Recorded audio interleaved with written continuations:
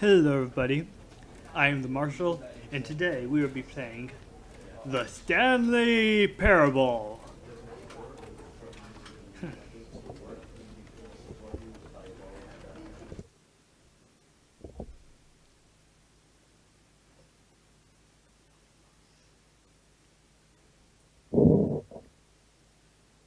What, are you expecting me to say more? I did my special voice for it. This is the story of a man named Stanley. Stanley worked for a company in a big building where he was employee number 427. Employee number 427's job was simple. He sat at his desk in room 427 and he pushed buttons on the keyboard. Orders came to him through a monitor on his desk, telling him what buttons to push, how long to push them, and in what order. This is what employee 427 did every day of every month of every year. And although others might have considered it soul-rending, Stanley relished every moment that the orders came in, as though he had been made exactly for this job. And Stanley was happy. And then one day, something very peculiar happened. Something that would forever change Stanley. Something he would never quite forget. He had been at his desk for nearly an hour when he realized that not one single order had arrived on the monitor for him to follow. No one had showed up to give him instructions, call a meeting, or even say hi. Never in all his years at the company had this happened, this complete isolation. Something was very clearly wrong. Shocked, frozen solid, Stanley found himself unable to move for the longest time. But as he came to his wits and regained his senses, he got up from his desk and stepped out of his office.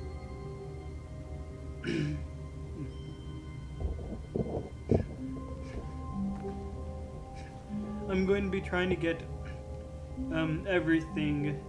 We're trying to explore everything in this game and putting it in 3 episodes, in 3 videos. This one being the first one, where we are going to follow the story to the narration. Then we'll start breaking it afterwards. All of his co-workers were gone. What could it mean? Stanley decided to go to the meeting room. Perhaps he had simply missed a memo. Oh no, I must have missed a memo. I need to get to the meeting room, ASAP. When Stanley came to a set of 2 open doors, he entered the door on his left. Okay.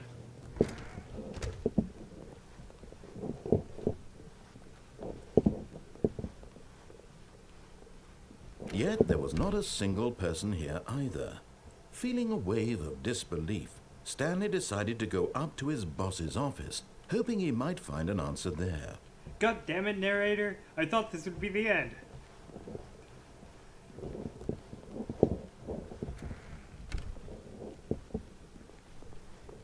Coming to a staircase, Stanley walked upstairs to his boss's office. God damn it. Now there's a freaking...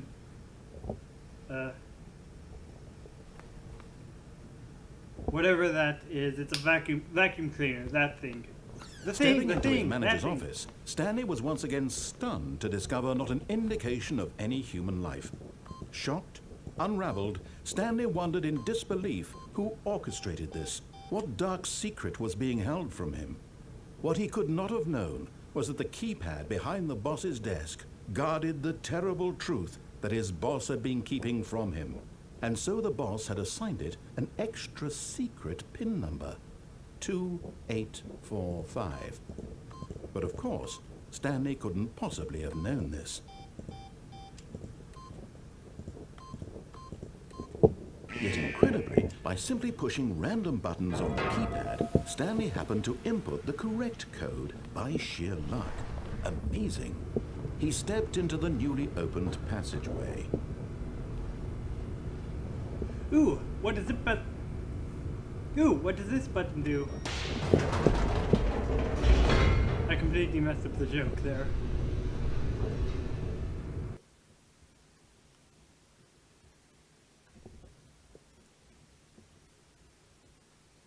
Descending deeper into the building, Stanley realized he felt a bit peculiar. It was a stirring of emotion in his chest, as though he felt more free to think for himself, to question the nature of his job. Why did he feel this now, when for years it had never occurred to him? This question would not go unanswered for long.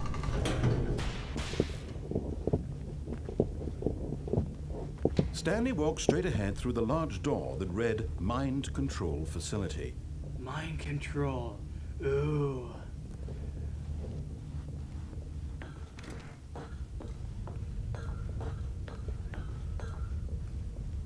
Lights. The lights rose on an enormous room packed with television screens. What And horrible then Stanley secret said, did this "Let there place be light." hold? Stanley thought to himself. Did he have the strength to find out?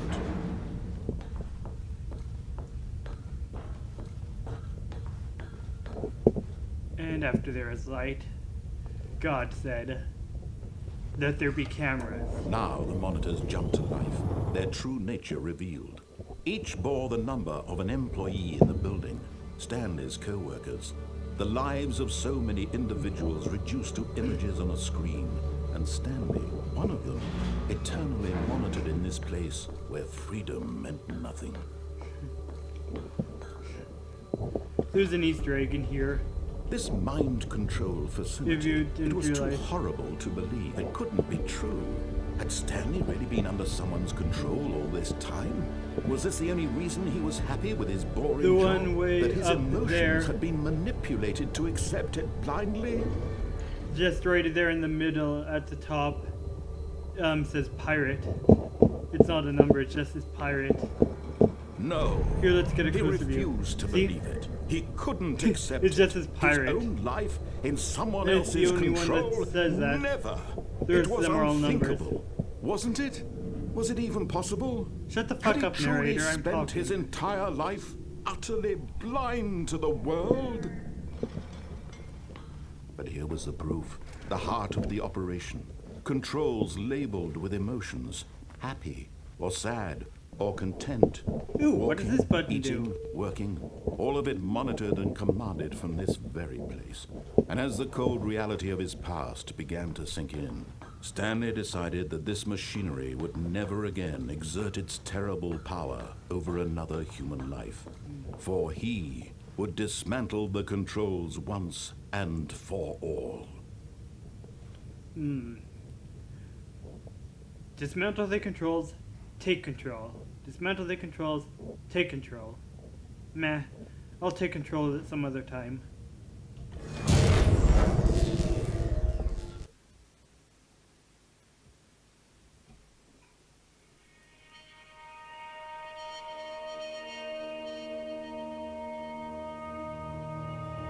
Blackness and a rising chill of uncertainty. Was it over? No, it's never over. Yes. Cue the dramatic He music. had won. He had defeated the machine, unshackled himself from someone else's command. Freedom was mere moments away. And yet, even as the immense door slowly opened, Stanley reflected on how many puzzles still lay unsolved. Where had his co-workers gone? How had he been freed from the machine's grasp? What other mysteries did this strange building hold? But as sunlight streamed into the chamber, he realized none of this mattered to him, for it was not knowledge or even power that he had been seeking, but happiness. Perhaps his goal had not been to understand, but to let go. No longer would anyone tell him where to go, what to do, or how to feel. Whatever life he lives, it will be his. And that was all he needed to know. It was perhaps the only thing worth knowing. Stanley stepped through the open door. Actually, society tells you what to eat, where to go, what to like. That's the... Stanley felt the cool breeze upon his skin, Anyway, so... the feeling of liberation, the Where immense the fuck are possibility we? of the new I thought we were at a path job before him. place, but we're in the This middle was of exactly some the country way. yard. Right now, Hardly that even things were meant to hardly a happen. city. And Stanley was happy. That must have been the bad ending.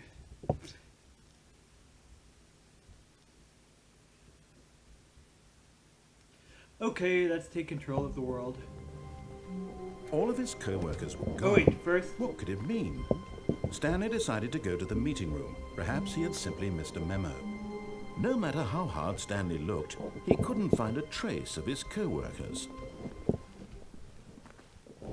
At first, Stanley assumed he'd broken the map until he heard this narration and realized it was part of the game's design all along. He then praised the game for its insightful and witty commentary into the nature of video game structure and its examination of structural narrative tropes. So, now that you're here, what do you think? Isn't this a fun and unique place to be? Yeah. Why don't we take a minute just to drink it all in? Okay, I'm over it now. What do you think? Are you sick of this gag yet? no.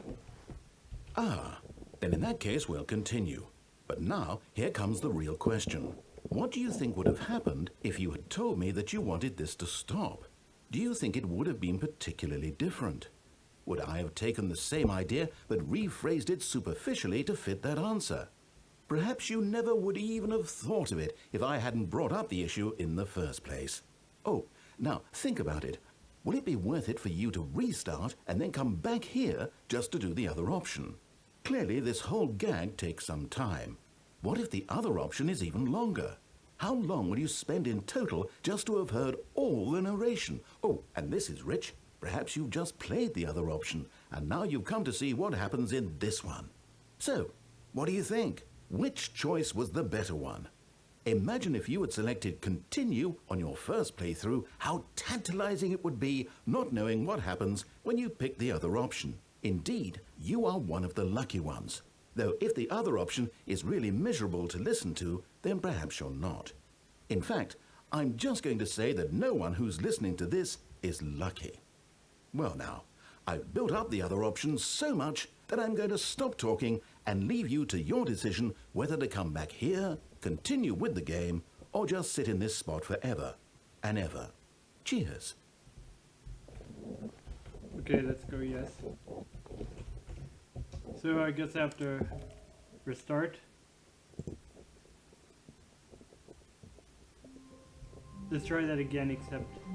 Wait, Stanley thought to himself.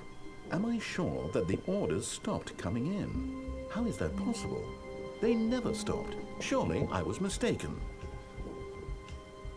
yeah, totally. They never stopped. You're just mistaken. You're a mistaken delusional child.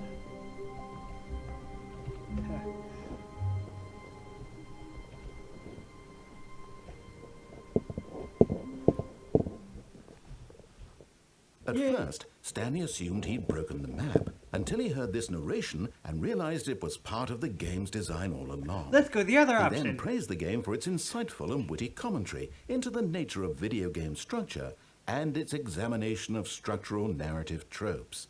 So, now that you're here, what do you think? Isn't this a fun and unique place to be? Why don't we take a minute just to drink it all in? Okay, I'm over it now. What do you think? Are you sick of this gag yet? Well, I don't know how to say this politely, but you could literally just hit escape and restart the game any old time you want, like right now. You could have done it just then. Now would also be an appropriate time to quit. Any of these points and so many, many more, all of them are appropriate. I'm enjoying what seems to be an internal conflict going on where you are literally unable to act on your own desires to restart the game. So, just to push the envelope, I'm going to try and make this as miserable as possible and see how long you can maintain. There once was a man named Stanley, who people considered so manly. But the truth must be told, he was not very old and was quite particularly gangly. What Stanley liked most was buttons. He pushed them like some kind of glutton. He did it all day in a meaningful way, but his brain had long ceased to function. Which is why he is in this parable and lives an existence quite terrible.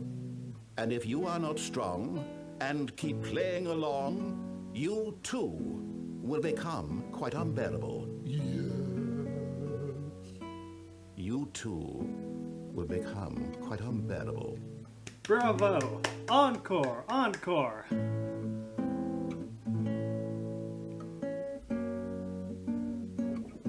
Okay.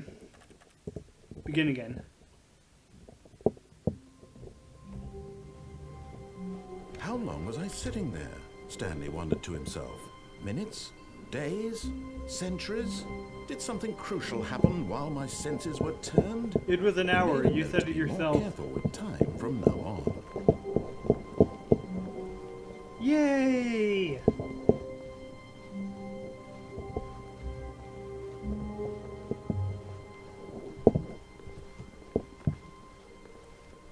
When Stanley came to Fuck a set you, of two narrator. open doors, he entered the door on his left. Did I miss anything on the way over? Nope.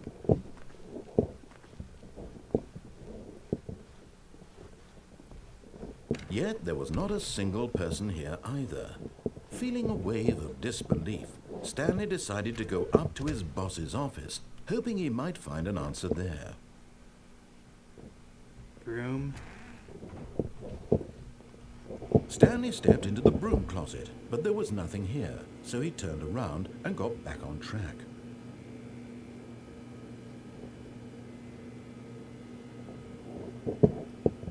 There was nothing here. No choice to make, Nope. no path to follow. Nope. Just an empty broom Yep. closet. No reason to still be here. Yep.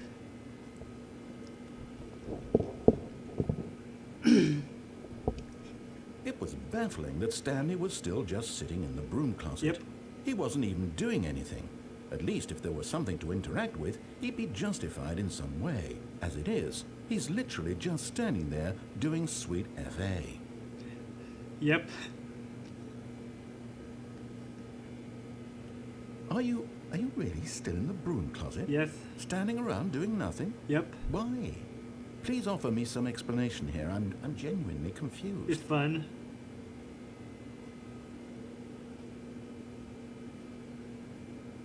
You do realize there's no choice or anything in here, right? If I'd said Stanley walked past the broom closet, at least you would have had a reason for exploring it to find out. But it didn't even occur to me because literally this closet is of absolutely no significance to the story whatsoever. I never would have thought to mention it. If it's of no significance, then why do you keep talking about it? Maybe to you this is somehow its own branching path. Maybe when you go talk about this with your friends, you'll say, "Oh, did you get the broom closet ending? The broom closet ending was my favorite." Yeah, I'm totally going to do I that. hope your friends find this concerning.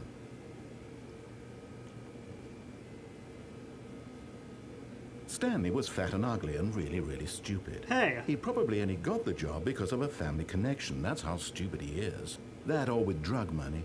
Also, Stanley is addicted to drugs and hookers. Well, I've come to a very definite conclusion about what's going on right now. You're dead. You Yep. got to this broom closet, explored it a bit, and were just about to leave because there's nothing here, when a physical malady of some sort shut down your central nervous system and you collapsed on the keyboard. Severe Well, brain in a trauma. situation like this, the responsible thing is to alert someone nearby so as to ensure that your body is taken care of before it begins to decompose. Hello? Anyone who happens to be nearby? The person at this computer is dead. He or she has fallen prey to any number of your countless human physiological vulnerabilities. It's indicative of the long-term sustainability of your species. Please remove their corpse from the area and instruct another human to take their place at the computer, making sure they understand basic first-person video game mechanics and filling them in on the history of narrative tropes in video gaming, so that the irony and insightful commentary of this game is not lost on them. All right, when you've done that, just step out into the hallway. Okay, mister. I'm Sydney. Ah, second player. It's good to have you on board. Ooh, I guarantee a broom you closet. can't do any worse than the... You too. Unbelievable. I'm at the mercy of an entire species of invalids. Perhaps there's a monkey nearby you can hand the controls to. A fish? Fungus? Look, you can hammer out the details. I'm not particularly picky. I'll just be waiting for when you're ready to pick up the story again. Okay, mister.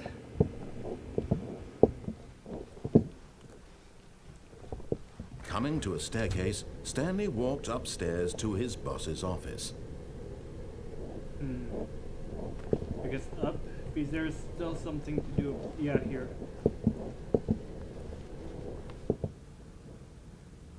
Ooh, bathroom. No. Ooh, a bathroom.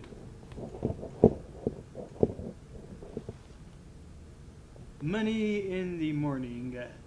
Money in the morning. Money in the evening. Money for breakfast. Money crisp.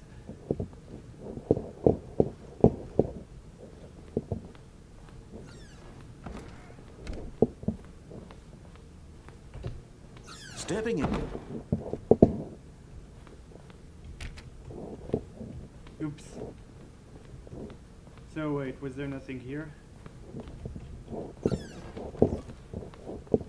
Money, money, money. Okay, rip.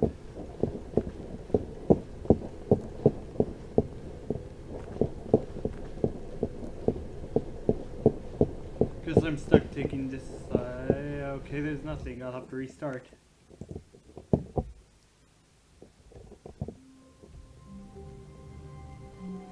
The meeting room. Yes, that's where everyone would be. Stanley just needed to get to the meeting room, and from then on, he would never be alone ever again. How would you know? I thought Stanley was fat and ugly. How could he make any friends? When Stanley came to a set of 2 open doors, he entered the door on his left.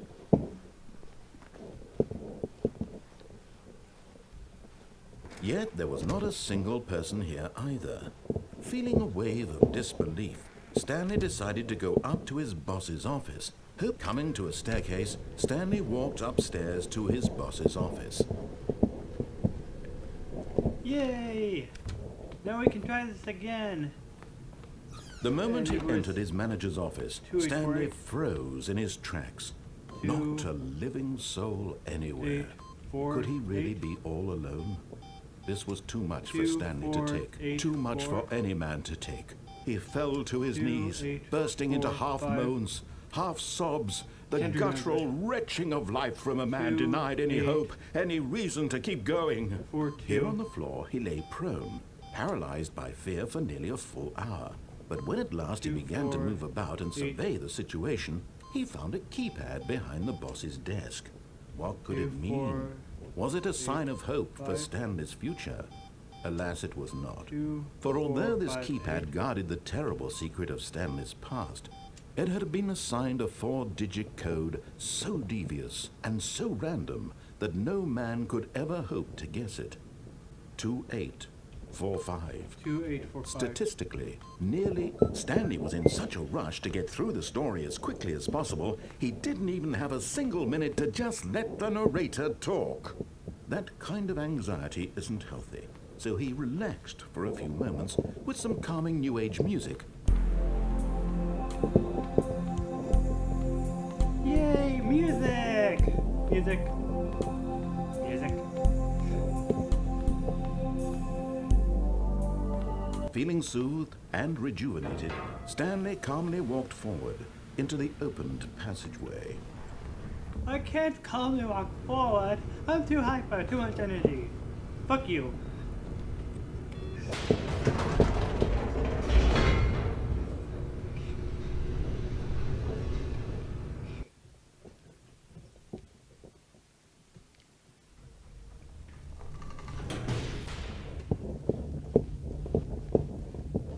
Stanley walked straight ahead through the large door that read Mind Control Facility. I'm going to escape! Although this passageway Yay. had the word escape written on it, the truth was that at the end of this hall, Stanley would meet his violent death. Death! Yay! I'm gonna die! Yay!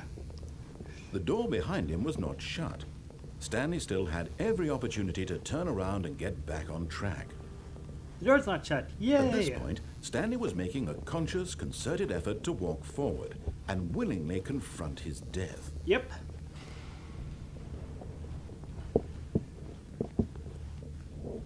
A hole in the ground! Yay!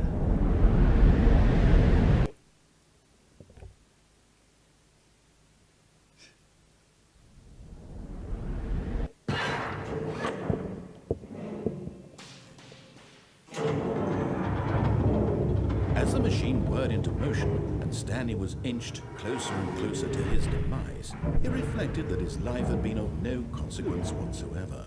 Stanley Mr. can't see the Massey. bigger picture.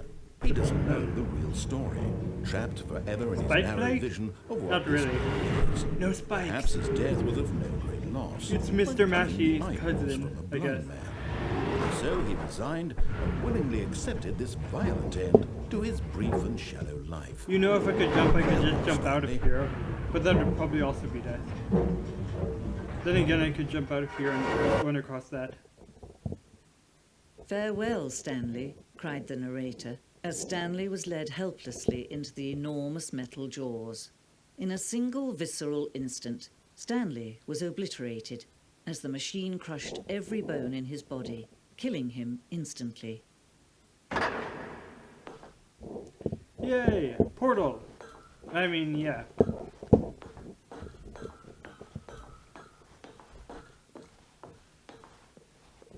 And yet it would be just a few minutes before Stanley would restart the game, back in his office, as alive as ever. What exactly did the narrator think he was going to accomplish? Nothing! When every path you can walk has been created for you long in advance, death becomes meaningless, making life the same. Do you see now? Do you see that Stanley was already dead from the moment he hit start? Stanley's computer! The whole map. Miniverse. Version, I guess.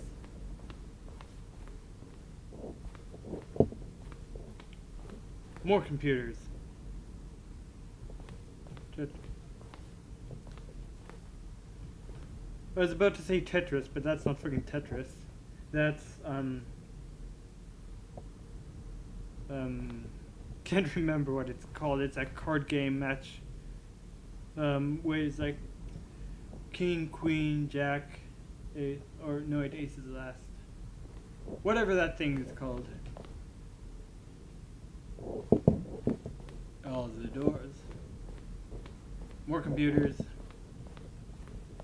Buttons.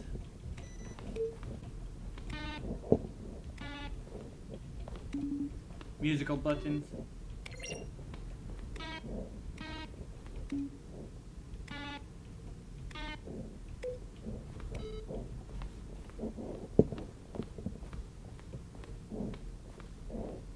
Somebody should remix the button sounds. Ooh, more walls and stuff. No, wait, that's the thingy. Warzone. Early in development, we designed an ending where Stanley would end up on a battlefield, fighting aliens. The action game would become sentient and would wage war against the narrator. We realized shortly after starting to build it that it was far too jokey and on the nose for the tone of the game. Plus, some people interpreted it as making fun of people who like shooters, which was not our intention.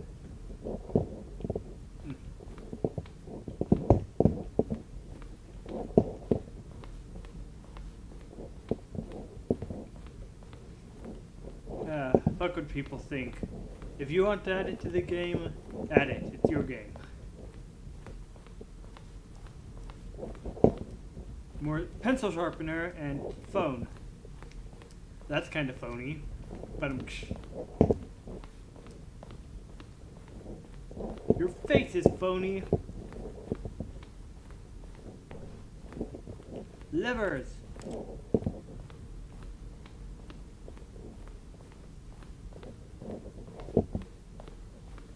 And more stuff. Ooh, what's over there?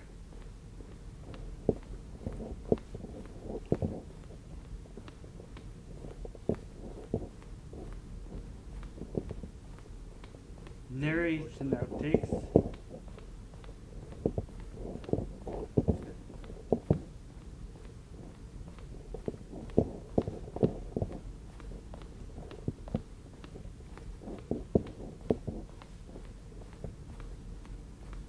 Elevator! Oh, look at these two. How they wish to destroy one another. How they wish to control one another. How they both wish to be free. Off! Can you see? Can you see how much they need one another? No, perhaps not. Sometimes these things cannot be seen. But listen to me. You can still save these two. You can stop the program before they both fail. Push escape and press quit. There's no other way to beat this game. As long as you move forward, you'll be walking someone else's path. Stop now and it'll be your only true choice. Whatever you do, choose it. Don't let time choose for you. Don't let time... Yay! I'm dead! Again!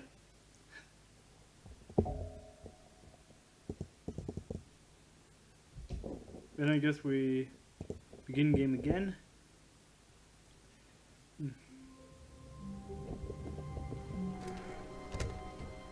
So wait, that was... what? This isn't right. When Stanley came to a set of 2 open doors, he entered the door on his left.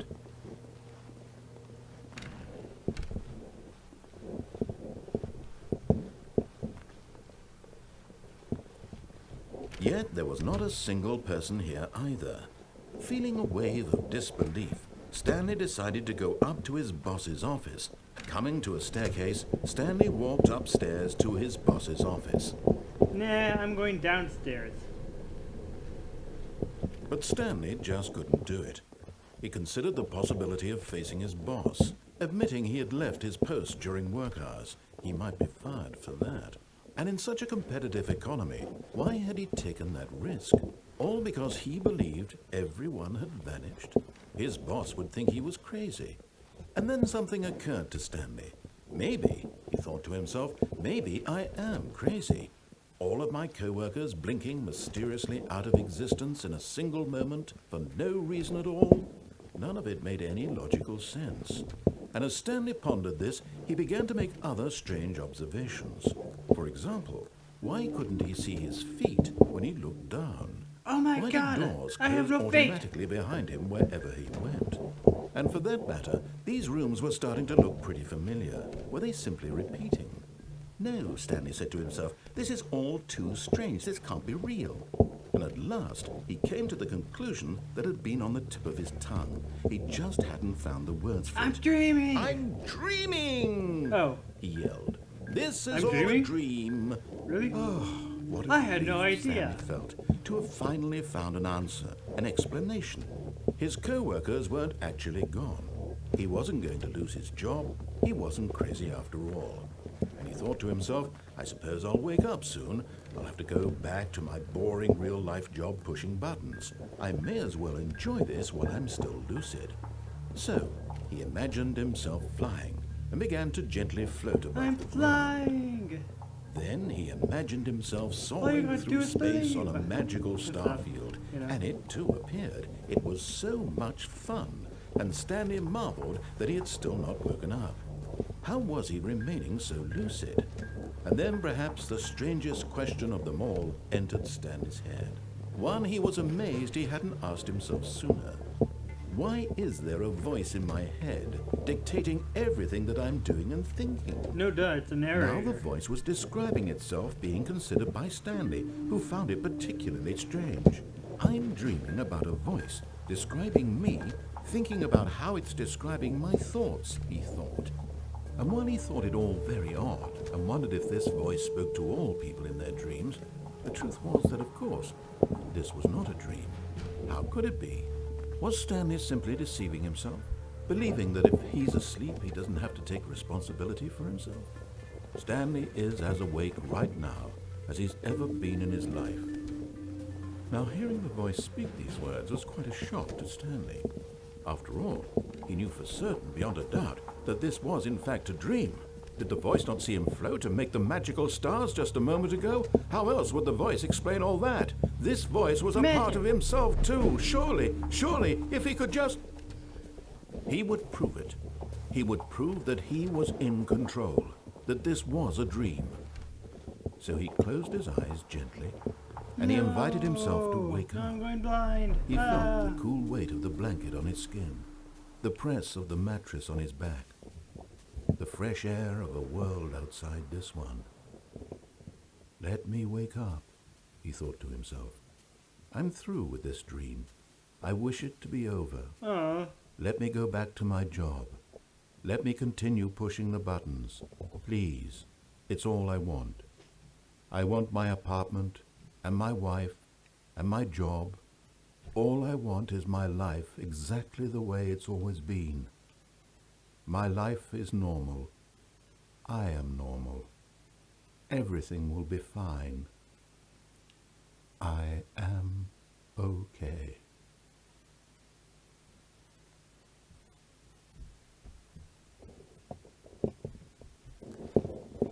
Stanley began screaming. Please, someone, wake me up. My name is Stanley. I have a boss. I have an office. I am real. Please, just someone tell me I am real. I must be real. I must be. Can anyone hear my voice? Who am I? Who am I? I'm Stanley. And everything went black.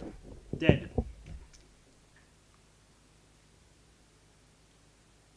This is the story of a woman named Mariella. Mariella woke up on a day like any other. She arose, got dressed, gathered her belongings, and walked to her place of work. But on this particular day, her walk was interrupted by the body of a man who had stumbled through town talking and screaming to himself, and then collapsed dead on the sidewalk. And although she would soon turn to go call for an ambulance, for just a few brief moments, she considered the strange man. He was obviously crazy. This much she knew. Everyone knows what crazy people look like. And in that moment, she thought to herself how lucky she was to be normal. I am sane. I am Goddamn in control normies. of my mind. I know what is real and what isn't. It was comforting to think this, and in a certain way, seeing this man made her feel better. But then she remembered the meeting she had scheduled for that day, the very important people whose impressions of her would affect her career, and by extension, the rest of her life. She had no time for this, so it was only a moment that she stood there, staring down at the body. And then she turned and ran. Stanley's a loser with no life, obviously.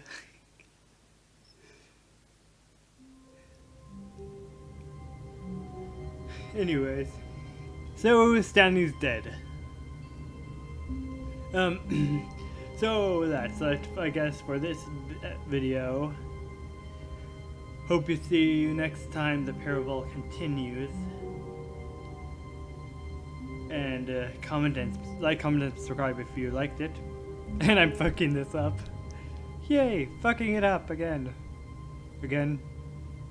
No, for the first time. It's not again. Anyways. Be